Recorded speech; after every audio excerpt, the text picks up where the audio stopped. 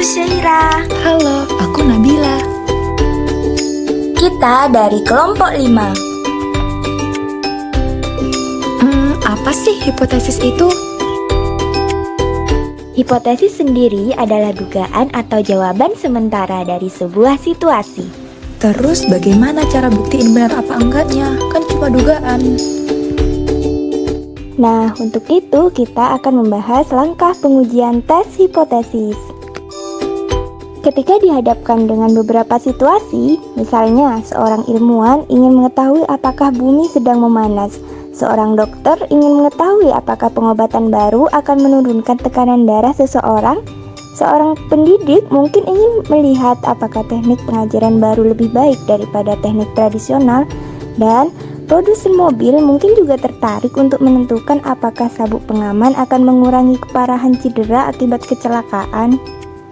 Semua pertanyaan ini dapat dijawab melalui pengujian hipotesis statistik, yang merupakan proses pengambilan keputusan untuk mengevaluasi klaim mengenai sebuah populasi. Nah, dalam pengujian hipotesis statistik sendiri ada 3 metode yang akan digunakan. Yang pertama yaitu cara tradisional, yang kedua metode nilai P, dan yang ketiga metode interval kepercayaan. Namun di pembahasan kali ini kita akan membahas menguji hipotesis statistik dengan cara tradisional. Nah, sebelum lebih lanjut lagi, hipotesis statistik sendiri adalah dugaan tentang parameter sebuah populasi. Dugaan ini mungkin benar atau mungkin juga salah. Dalam setiap situasi, terdapat 2 jenis hipotesis statistik. Yang pertama ada hipotesis nol atau H0, merupakan hipotesis statistik yang menyatakan adanya perbedaan antara suatu parameter dengan nilai tertentu, atau menyatakan adanya perbedaan antara 2 parameter.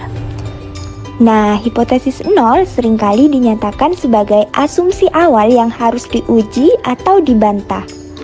Kedua ada hipotesis alternatif atau H1, merupakan hipotesis statistik yang menyatakan adanya perbedaan antara suatu parameter dengan nilai tertentu, atau menyatakan adanya perbedaan antara 2 parameter. Hipotesis alternatif seringkali dinyatakan sebagai hipotesis yang ingin dibuktikan melalui pengumpulan dan analisis data. Nah, terus gimana hipotesis itu harus dinyatakan? Misalkan seorang psikolog merasa bahwa memutar musik lembut saat ujian akan mengubah hasil ujian. Psikolog tidak yakin apakah nilainya akan lebih tinggi atau lebih rendah. Dulu rata-rata skornya adalah 73. Nah, hipotesisnya dapat kita tulis H0 sama dengan 73 dan H1-nya tidak sama dengan 73. Uji ini disebut uji 2 sisi karena efek memutar musik yang mungkin terjadi hanya mengubah hasil ujian lebih tinggi atau lebih rendah. Di situasi kedua, seorang peneliti berpendapat jika ibu hamil menggunakan pil vitamin, maka berat lahir bayinya akan bertambah.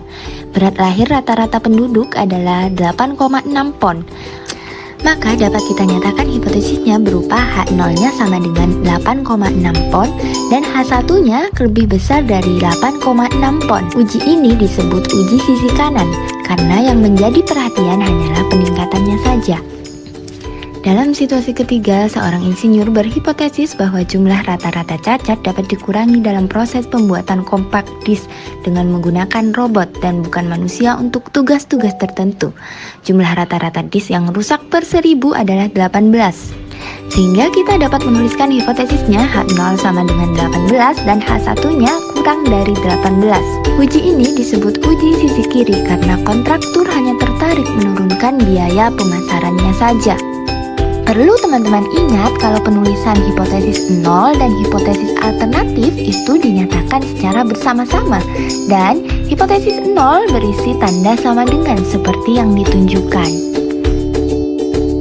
Terus bagaimana sih cara nentuin hipotesis itu pakai uji sisi kanan atau uji sisi kiri? Nah, kalau teman-teman masih bingung gimana cara menentuin pakai uji sisi kanan, kiri, atau 2 sisi, mungkin beberapa frasa yang umum digunakan dalam pengujian tes hipotesis ini dapat membantu teman-teman dalam memahami suatu situasi. Konsep uji statistik dan tingkat signifikansi. Setelah menyatakan hipotesis, kemudian peneliti merancang penelitian. Selanjutnya, memilih uji statistik yang benar dan memilih tingkat signifikansi yang sesuai. Setelah itu, peneliti merumuskan rencana untuk melakukan penelitian. Sebagai contoh, pada situasi A, seorang peneliti medis tertarik untuk mencari tahu apakah obat baru akan mempunyai efek samping yang tidak diinginkan. Akankah denyut nadi meningkat, menurun, atau tidak berubah setelah pasien meminum obat? Karena peneliti mengetahui bahwa rata-rata denyut nadi populasi yang diteliti adalah 82 denyut per menit. Pada situasi tersebut kita dapatkan hipotesis 0, mu sama dengan 82, dan hipotesis alternatif mu tidak sama dengan 82.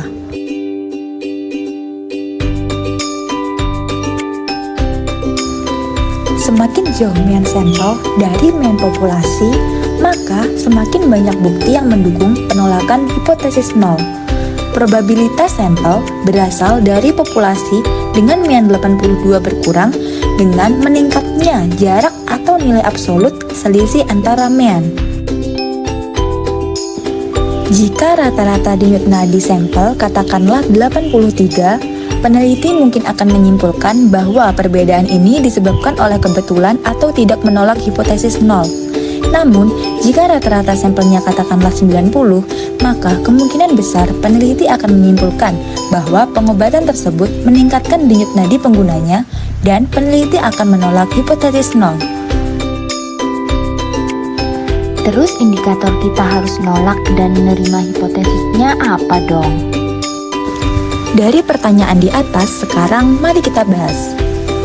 Uji statistik menggunakan data yang diperoleh dari sampel untuk membuat keputusan apakah hipotesis 0 harus ditolak. Nilai numerik yang diperoleh dari suatu uji statistik disebut nilai uji. Dalam uji statistik jenis ini, mean dihitung untuk data yang diperoleh dari sampel dan dibandingkan dengan mean populasi. Kemudian diambil keputusan untuk menolak atau tidak menolak hipotesis 0 berdasarkan nilai yang diperoleh dari uji statistik. Jika perbedaan signifikan, maka hipotesis 0 ditolak. Jika tidak, maka hipotesis 0 tidak ditolak. Dalam situasi pengujian hipotesis, ada 4 kemungkinan hasil. Dalam situasi A, obat tersebut mungkin tidak mengubah denyut nadi semua penggunanya secara signifikan dalam populasi. Tapi hal ini mungkin secara kebetulan mengubah jumlah subjek dalam sampel. Dalam hal ini, peneliti akan menolak hipotesis 0 padahal hipotesis tersebut benar, sehingga di sisi lain, pengobatan tersebut mungkin tidak mengubah denyut nadi subjek di dalam sampel. Namun, bila diberikan kepada masyarakat umum, hal tersebut mungkin menyebabkan peningkatan atau penurunan denyut nadi pengguna secara signifikan. Peneliti berdasarkan data yang diperoleh dari sampel tidak akan menolak hipotesis 0 sehingga melakukan kesalahan tipe 2. Jadi, kesalahan tipe 1 terjadi jika hipotesis 0 ditolak, padahal hipotesis tersebut benar. Sedangkan kesalahan tipe 2 terjadi jika hipotesis 0 tidak ditolak, padahal hipotesis tersebut salah. Situasi pengujian hipotesis ini dapat kita samakan dengan situasi sidang juri. Dalam sidang juri ada 4 kemungkinan hasil, terdakwa bersalah atau tidak, dan dia akan dihukum atau dibebaskan. Hipotesisnya dapat kita tulis, H0-nya terdakwa tidak bersalah, dan H1-nya terdakwa bersalah. Nah, kemungkinan yang pertama ketika terdakwa tidak bersalah namun dia dihukum, maka akan terjadi kesalahan tipe 1. Untuk kemungkinan yang kedua, ketika terdakwa bersalah dan dia dihukum, maka keputusan yang diambil adalah benar. Untuk kemungkinan yang ketiga, ketika terdakwa tidak bersalah dan dia tidak dihukum, maka keputusan yang diambil adalah benar. Untuk kemungkinan keempat, ketika terdakwa bersalah dan dia tidak dihukum, maka akan terjadi kesalahan tipe 2. Tingkat signifikasi adalah kemungkinan maksimum terjadinya kesalahan tipe 1. Probabilitas ini dilambangkan dengan alfa, artinya peluang kesalahan tipe 1 itu sama dengan alfa. Probabilitas kesalahan tipe 2 dilambangkan dengan beta. Artinya, peluang kesalahan tipe 2 itu sama dengan beta. Para ahli sepakat untuk menggunakan 3 tingkat signifikansi sebagai berikut. Namun dalam pengujian hipotesis, peneliti memutuskan tingkat signifikansinya tidak harus menggunakan 3 tingkat signifikansi tersebut. Levelnya bisa berapa saja tergantung pada keseriusan kesalahan tipe 1. Dalam langkah pengujian tes hipotesis ini ada beberapa kosakata yang perlu dipahami artinya. Yang pertama, nilai kritis, yaitu nilai yang memisahkan wilayah kritis dengan wilayah non-kritis. Simbol untuk nilai kritis adalah CV. Yang kedua adalah daerah kritis atau daerah penolakan, yang merupakan rentang nilai uji yang ditunjukkan bahwa terdapat perbedaan yang signifikan dan hipotesis 0 harus ditolak. Yang ketiga, daerah non-kritis atau daerah non-penolakan, yaitu rentang nilai-nilai uji yang menunjukkan bahwa perbedaan tersebut mungkin disebabkan oleh kebetulan dan hipotesis 0 tidak boleh ditolak. Rentang nilai-nilai uji. Yang pertama, uji satu sisi menunjukkan bahwa hipotesis 0 harus ditolak ketika nilai uji berada pada daerah kritis di salah satu sisi mean. Uji satu sisi dapat berupa uji sisi kanan atau uji sisi kiri, bergantung pada arah ketidaksetaraan hipotesis alternatif. Grafik uji satu sisi. Jadi, luas daerah satu grafik penuh itu adalah 1. Di sini, alfa sama dengan 0,01. Sehingga kita kurangkan 1 dengan 0,01. Kita dapatkan hasil 0,99. Untuk menentukan nilai kritis, kita lihat pada tabel Z. Berapa nilai 0,99? Kemudian kita dapatkan nilai 2,33. Nah, di sini apabila uji dari sisi kiri, maka negatif 2,33. Jadi nilai kritis uji sisi kiri sama dengan negatif 2,33. Dan nilai kritis uji sisi kanan sama dengan positif 2,33. Yang kedua yaitu uji dua sisi, menunjukkan bahwa hipotesis 0 harus ditolak jika nilai pengujian berada di salah satu dari 2 daerah kritis. Oleh karena itu, daerah kritis harus dibagi menjadi 2 bagian yang sama besar. Grafik uji dua sisi.